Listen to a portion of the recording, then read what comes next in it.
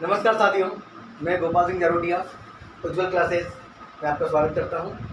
साथियों, आज हम शुरू करेंगे सिंधु घाटी सभ्यता। इतिहास का प्रारंभ कर रहे हैं और इतिहास का प्रारंभ हमारे भारत में सिंधु घाटी सभ्यता से ही होता है।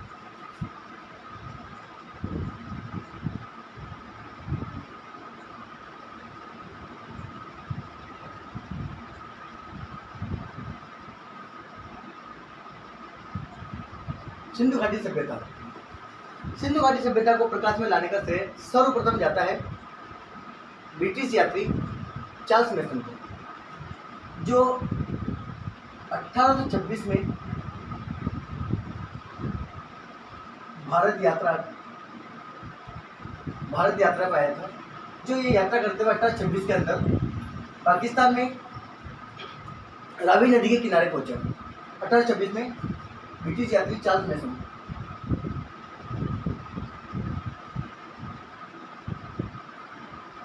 यात्रा करते हुए पाकिस्तान में घूम रहा था। पाकिस्तान में जब वहाँ रावी नदी के किनारे वहाँ हड़प्पा नगर की यात्रा कर रहा था, तो उस दरमियान वो बाजार में घूमते समय लोगों से ही पूछा था कि यहाँ पे अच्छी और रोमांचक जगह क्या है, जहाँ पे कुछ अनोखी चीज़ देखने को मिल सके। तो वहाँ के लोग उसकी बात समझने में थोड़ा प्रयास कर रहे थे, क्योंकि भारतीय अधिकतर जो होते हैं वो घूमने फिरने के लिए हमेशा चकाचौंध की ओर जाते हैं। या तो बड़े शहरों में जाते हैं तो बाजार में घूमते हैं, बगीचों में जाते हैं, पेड़ों पर जाते हैं, पहाड़ों पर जाते हैं। मगर ये जो ब्रिटिश यात्री था, इसका इंटरेस्ट कुछ अलग चीज़ को खोजने में लगा हुआ था। तो वहाँ के लोगों ने उसको रावी नदी के पार की तरफ कुछ टीले थे, जो कुछ रहस्यमय टीले थे, वहाँ से उनको कुछ अजीबोगरीब आवाज़ें आती थी। तो उस हिसाब से उसको उन नदियों के किनारे टीलों के पास भेजा। वो चार्ल्स मैसन जब घूमता वहाँ रावी नदी के किनारे पहुंचा, तो उसने वहाँ देखा कि टीलों के नीचे जगह जगह पे कुछ खड्डे बने हुए थे, और उन खड्डों में से कहीं से है ना ईंटों के अवशेष बाहर आ रहे थे। ये चीज़ देख के वो समझ चुका था कि यहाँ किसी न किसी प्रकार की कोई विशेष स्थापत्य का कोई ना कोई छुपा हुआ है, जो आज का नहीं ऐतिहासिक हो सकता है, ऐतिहासिक दृष्टि से बहुत ही महत्वपूर्ण था। उसने वहाँ उन टीलों का निरीक्षण किया, और निरीक्षण करने के बाद में हो सकता है कि वो शायद इन टीलों के अंदर जहाँ दरारें बनी थी उन दरारों के अंदर गया था, और दरार जाने के बाद में जो उसके हाथ आया वो चीज़ें बनती पड़ी, वो वहाँ से लेके आने के बाद में जब वो ब्रिटेन गया वापस, तो वहाँ जाने के बाद में वो उन वस्तुओं को जांच करवाई। तो जांच करवाने के बाद में उसको पता चला कि जो ये विशेष प्रकार की जो ईंटें हैं, जो सामान्य ईंटों से मैच नहीं कर रही थी, वो ईंटें कहीं ना कहीं किसी न किसी प्रकार से एक विशेष थी जो उसके दिमाग में अलग हिट कर रही थी। उसी का आधार में देखते हुए उन्होंने अंदाजा लगाया, और फिर C14 यानी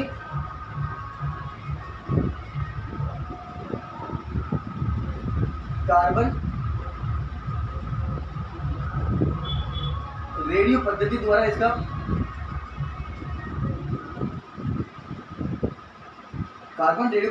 जब इसका काल निर्धारित किया गया, तब एक कभी न सोची हुई ऐसी बात घटित हुई। लगभग ये 4,500 साल पहले, यानी ईसा से भी लगभग 4,500 साल पहले की ये वस्तुएं थी, जो उसके दिमाग में सही तरीके से बैठ नहीं रही थी। क्योंकि जहाँ तक था कि जो अपने आप को सभ्यत कहने वाले जो ब्रिटिश थे, यानी इंग्लिश लोग, ये इंग्लिश लोगों का भी जो सभ्यता का विकास है वो ईसा के बाद में हो रहा है, या ईसा के आसपास में उनका विकास हो रहा था। मगर ये जो भारतीय जो ईंटें वगैरह मिली, जो सामग्रियाँ मिली, वो लगभग ईसा से भी कितने थे, 4,500 साल पहले की थी। ये अपने आप में एक बहुत ही विस्मयकारी चीज़ थी कि जहाँ ब्रिटिश लोग, अंग्रेज लोग, या अपने आप को सभ्य कहने वाले लोग शायद उस समय में जंगलों के अंदर शिकारी के रूप में विकसित हो रहे थे, या शायद ये अपने आप को सभ्य कहने वाले लोग जंगलों में जानवरों के पीछे भाग रहे थे, शिकारी के रूप में विकसित हो रहे थे। वही भारत जैसे देश के अंदर वहाँ के लोग ईंटों से मकान बना के, बड़ी बड़ी बिल्डिंगें बना के रह रहे थे। ये बात बड़ी उनको दिमाग में खोद रही थी कि कुछ ना कुछ तो गड़बड़ है। उन्होंने अपने यही व्याख्यान उन्होंने वहाँ पे प्रकाशन करवाया अखबारों में। वहाँ जब अखबारों में प्रकाशन कराया तो वहाँ के लोगों का इंटरेस्ट इस बात की ओर इंगित हुआ और इंटरेस्ट क्रिएट हुआ कि यार कुछ ना कुछ तो स्पेशल है, जो शायद एक न एक प्रकार से चांद पे पहुँचने से भी महत्वपूर्ण था ये। और इसी आधार में जब ब्रिटेन में ये कौतूहल का विषय बन गया कि ऐसा भी कोई स्थान है जो लगभग 4,500 साल पहले से भी मौजूद था, उसकी जानकारी एकत्रित करने के लिए ब्रिटेन सरकार ने भारत में, जो कि ब्रिटिश इंडिया थी उस समय, यहाँ मैसेज भेजा कि यहाँ ऐसा कौन सा स्थान है जहाँ पे जानकारी प्राप्त करो कि ये है क्या। तो उस समय भारत के गवर्नर जनरल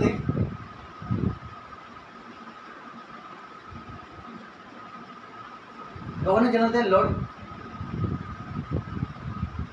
कनिंघम।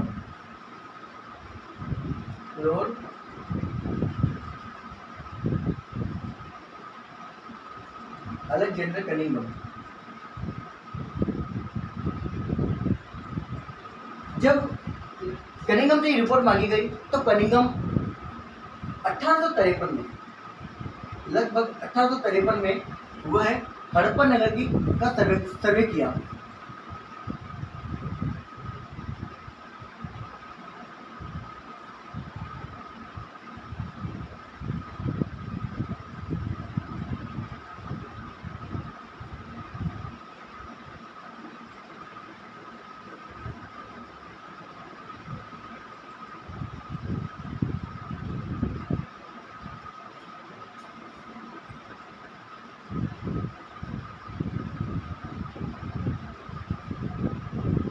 जब उसने सर्वे किया तो रावी नदी के किनारे ये जो नगर था, यहाँ का जब सर्वे किया 1853 में, उसने प्रथम बार किया था अलेक्जेंडर कनिंघम ने। और वहाँ जाने के बाद में उसको ये पता चला कि हाँ ऐसा कोई स्थान है जहाँ से कुछ ईंटों के अवशेष निकल रहे हैं। उन्होंने ये रिपोर्ट ब्रिटेन में वापस पहुँचा दी। ब्रिटेन ये रिपोर्ट पहुँची और पहुँचने के बाद वहाँ जब कन्फर्म हुआ कि ये कुछ ना कुछ ऐतिहासिक दृष्टि से कुछ ना कुछ महत्वपूर्ण स्थान है, तो इसकी सही रूप से जानकारी प्राप्त होनी चाहिए और उसका संरक्षण होना चाहिए। वापस वहाँ से जब मैसेज कनिंघम के पास आया तो कनिंघम दूसरी बार सर्वेक्षण करने वापस गया, 1856 में गया। जब 1856 में कनिंघम जब जाता है तो देखता है कि यहाँ पे तो जो ऐतिहासिक दृष्टि के जो स्थान था हड़प्पा, वहाँ स्थान को बहुत ही ज़्यादा क्षतिग्रस्त कर दिया गया था। क्षतिग्रस्त इसलिए कर दिया गया था कि साथियों वहाँ पे उस समय में ना, अगर आपको जानकारी हो तो इतिहास में 1853 में भारत में सर्वप्रथम रेलवे लाइन बिछाई गई थी बम्बई से ठाणे के बीच। भारत में सबसे पहले रेल कब चली थी?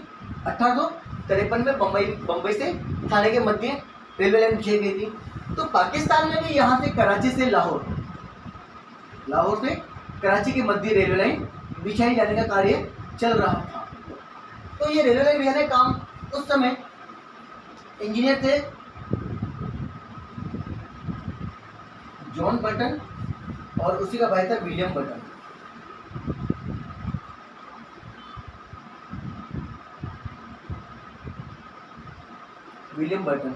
ये दोनों भाई इंजीनियर थे और इन्हीं इंजीनियरों ने रेलवे लाइन बिछाने के दौरान जब रेलवे लाइन में पत्थरों की गिट्टी डालने की जब जरूरत पड़ी, तो उस समय जो पत्थर या तो यहाँ से 1000 किलोमीटर जोधपुर के आसपास में मिलते थे या फिर स्वाति खाड़ी के आगे उस तरफ मिलते थे पत्थर, और बाकी बीच में सारा क्या था, रेगिस्तानी एरिया था, तो पत्थर मिलना थोड़ा मुश्किल था।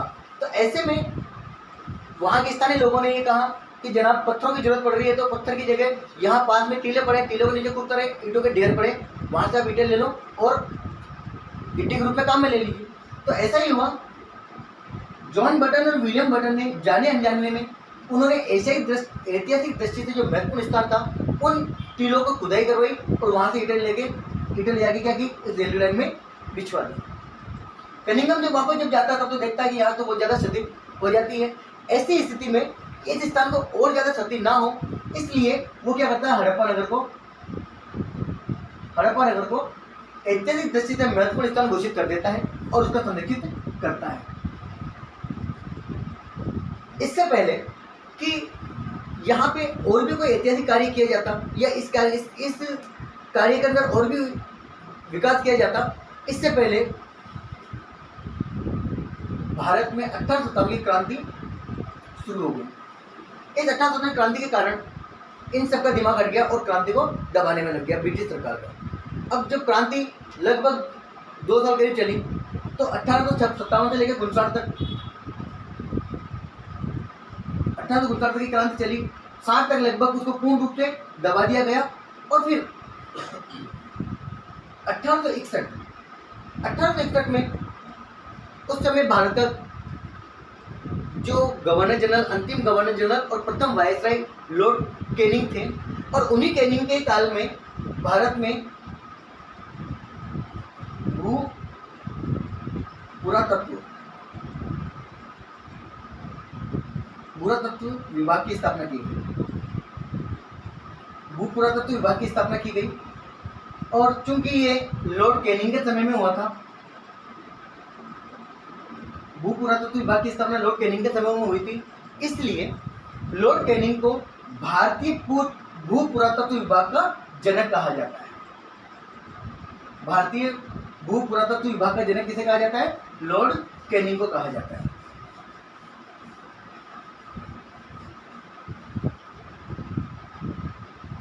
अब समय बदला, भू पुरातत्व विभाग की स्थापना कर दी, मगर उन्होंने ज्यादा इंटरेस्ट लिया नहीं, काम चलता गया। मगर समय बदलने के साथ ही जब 1921 आया, 1921 के दौरान भारत में इसी भू पुरातत्व विभाग के निदेशक बन के आए सर जॉन मार्शल।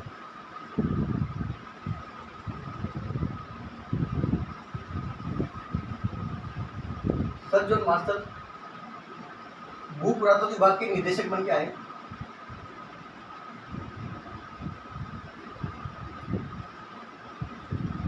ये सर जॉन मार्शल ही वही है जिन्होंने सर्वप्रथम दुनिया में मिस्र की सभ्यता, मेसोपोटामिया की सभ्यता, सुमेरी की सभ्यता और असीरिया की सभ्यता को प्रकाश में लाने का श्रेय जाता है।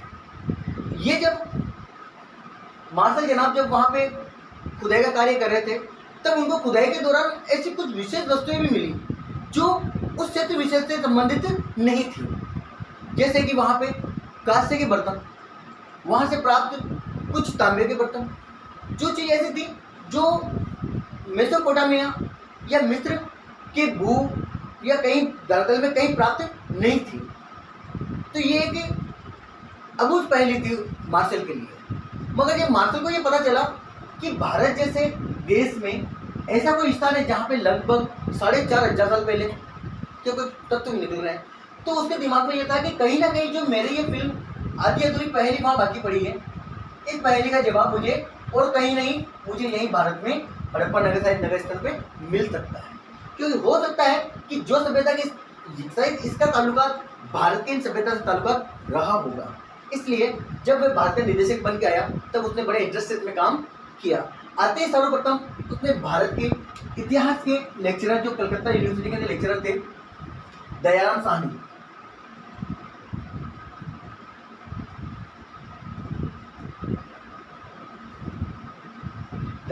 को हड़प्पा नामक नगर की उत्खननकर्ता नियुक्त किया।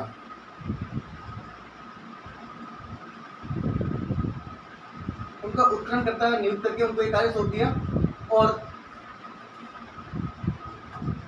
दयाराम साहनी जब 1921 में हड़प्पा नामक नगर की खुदाई कर रहे थे, तो उसी दरमियान हो सकता है कि जब वहाँ आसपास के एरिया में कौतूहल का विषय बन गया, हड़प्पा जहाँ से नए नए अवशेष निकल रहे थे, तो आसपास के लोग भी वहाँ देखने जा रहे थे।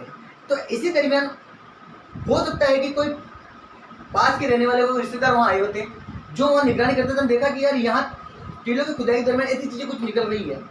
ठीक है, तो ऐसे में उन्होंने कहा कि जनाब आपके यहाँ छोटी छोटी टीलों से इतनी निकल रही है, तो आप हमारे वहाँ चलिए, वहाँ हो सकता है आपको इससे ज़्यादा बड़ी जानकारियाँ प्राप्त हो सकती है। और इस घटना का सर जॉन मार्शल ने बहुत ही सीरियसली डिसीजन लिया कि कहीं ऐसा ना हो कि जो हालात हड़प्पा में हुए थे, क्षतिग्रस्त हो गए थे, कहीं ऐसा ना हो कि जिस स्तर की ये बात कर रहे हैं, हो सकता है उस स्तर को क्षतिग्रस्त ना हो जाए। इसलिए उन्होंने बिना की देरी की हुए हाथों हाथ दूसरे स्थान में पहुंचे। जो स्थान वहाँ पे बता रहे थे, मोंटगोमरी जिले में पहुंचे, वो जो सिंधु नदी के किनारे स्थित था, मोंटगोमरी में, जिसे वहाँ के लोग मोहनजोदड़ो कहते थे। मोहनजोदड़ो वहाँ पे गए, क्योंकि दयाराम साहनी 1921 में बिजी हो गए थे हड़प्पा की खुदाई के दौरान। तब उन्होंने सर जॉन मार्शल ने दयाराम साहनी के सजेशन पे, उन्हीं के एक सहयोगी थे राखालदास बनर्जी।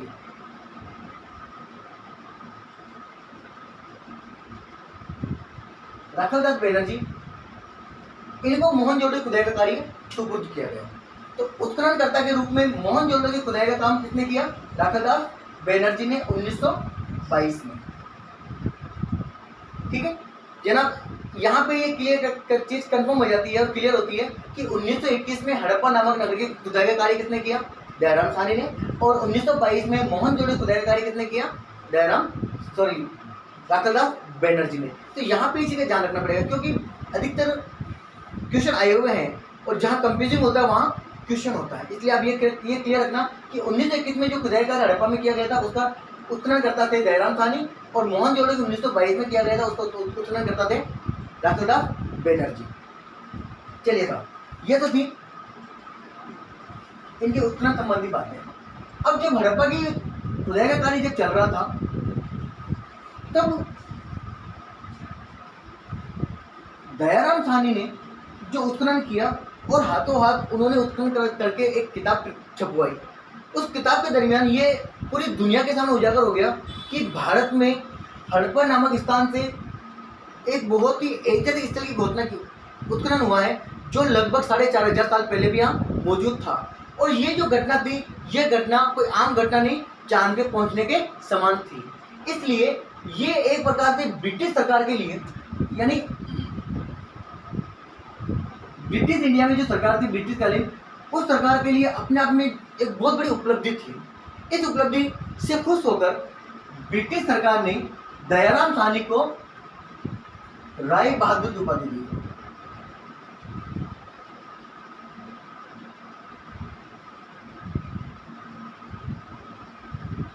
राय बहादुर की उपाधि से वशीभूत किया। और सिंधु घाटी सभ्यता का उद्घाटन या उसकी जो घोषणा की गई थी वो की गई थी 1924 में। और ये 1924 में राखालदास बनर्जी के द्वारा लिखित किताब से हुई है।